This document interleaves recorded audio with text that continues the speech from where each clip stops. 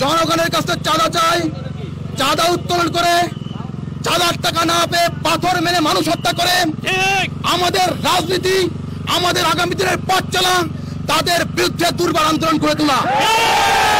উপস্থিতি, আপনারা জানেন আমার গোপালগঞ্জ কিনে তুচ্ছ তাচ্ছিল্য করে কথা বলে।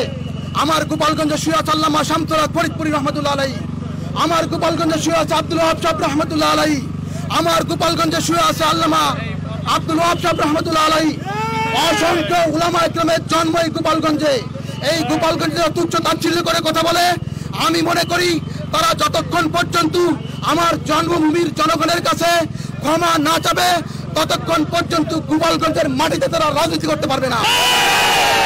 প্রিয় উপস্থিতি, আগামী জাতীয় সংসদ নির্বাচনে হাত পাখার পক্ষে আপনাদের কাছে ভোট চাই, দোয়া চাই।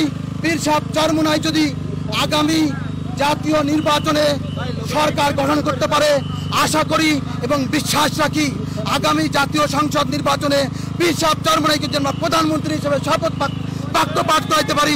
দুর্নীতি থাকবে না, সন্ত্রাস থাকবে না, চাঁদাবাজি থাকবে না, কোনো মিথ্যা মামলা দিয়ে কাউকে হয়রানি করতে পারবে না।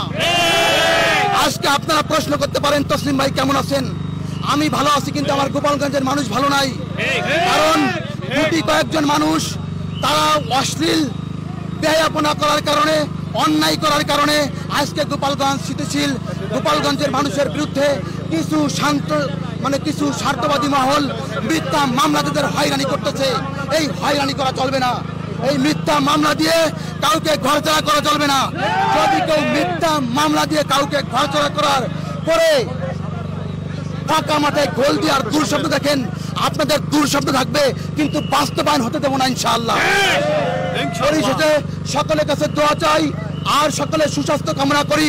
আগামী জাতীয় সংসদ নির্বাচনে সকলকে হাত পাখার পক্ষে গণজোয়ার সৃষ্টি করে হাত পাখায় ভোট দিয়ে জয়যুক্তি করার উদাত্ত আহ্বান জানিয়ে আমি আমার বক্তব্য শেষ করছি।